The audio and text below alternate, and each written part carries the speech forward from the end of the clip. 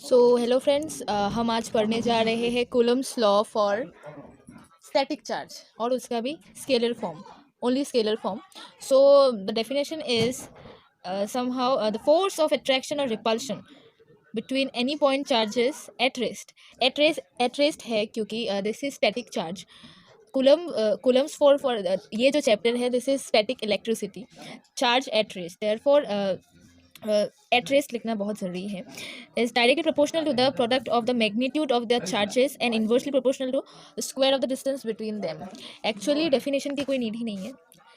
Any two charges एक certain distance पे है, देन कोई चार्ज क्यू है and we are taking both positive. नहीं तो जो फॉर्मूला है वो चेंज हो जाता है क्योंकि निगेटिव चार्ज हो तो यहाँ पे एक निगेटिव साइन होना चाहिए. But we are not taking it क्योंकि हमें फार्मूला नहीं चेंज करना. बेसिकली ये जो फोर्स निकलेगा ये रिपल्सिव फोर्स होगा as because the charges are same. So the charges are same, तो ये जो फोर्स ऑफ रिपल्शन है, अट्रैक्शन होगा जब ये दो चार्जेस अलग अलग हो गए, one is positive and other one is negative. So the force of attraction और रिपल्शन, तो रिपल्शन इस केस में हम रिपल्शन पढ़ रहे हैं बट अट्रैक्शन होगा जब निगेटिव साइन होगा. फॉर जस्ट बिकॉज हमें कुछ कन्फ्यूजन नहीं चाहिए, दैट्स वाई हम पॉजिटिव ले रहे हैं. So it is directly proportional to Q1. ये 1 है, ये 2 है, सेम भी हो सकता है चार्ज का वैल्यू जो मैग्नीट्यूड है और अलग भी हो सकता है. And is inversely proportional to the distance between them. Let ये डिस्टेंस हो गया R, तो ये उसका इन्वर्सली प्रोपोर्शनल होगा.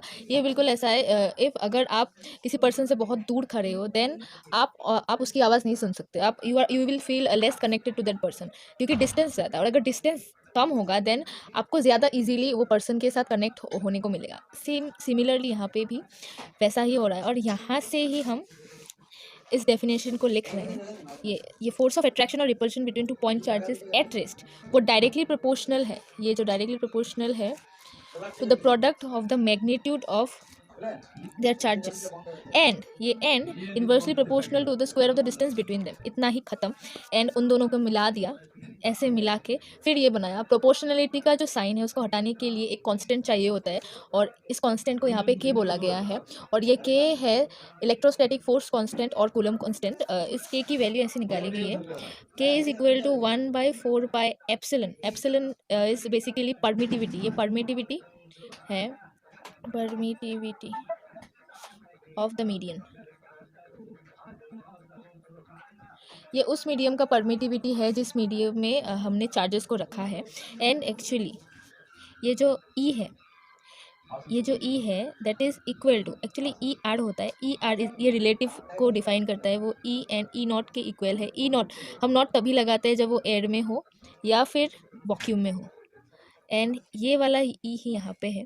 तो इसको बेसिकली हम अगर यहाँ से ई को निकालने जाए so E equal to E R जो रिलेटिव वाला है उसके साथ एयर वाला, तो 1/4 पाई ई नॉट एंड ई. तो जब हम एयर की बात कर रहे हैं मैक्सिमम क्वेश्चंस हमको एयर से मिलते हैं, दैट्स वाई ये वाला जो फॉर्मूला है, तो ये वाला है बेसिकली, सॉरी ये ई आर है. सो ये वाला फॉर्मूला बेसिकली हमारा बन जाता है कि is equal to 1/4 pi epsilon not. Epsilon not क्योंकि यहाँ पर ई आर जो है अगर एयर होगा तो ई आर ये जो है ये भी ई नॉट हो जाएगा. E naught and E naught cancel, तो ये 1 और यहाँ पे ये 1 हो जाएगा, तो यहाँ पे ये सिर्फ रह जाएगा. तो इसका वैल्यू है, इसके वैल्यूज़ हैं एक्चुअली मैं आपको दिखा रही हूँ. जो एप्सिलन नॉट है उसका वैल्यू ये है 8.854 इंटू 10⁻⁻12.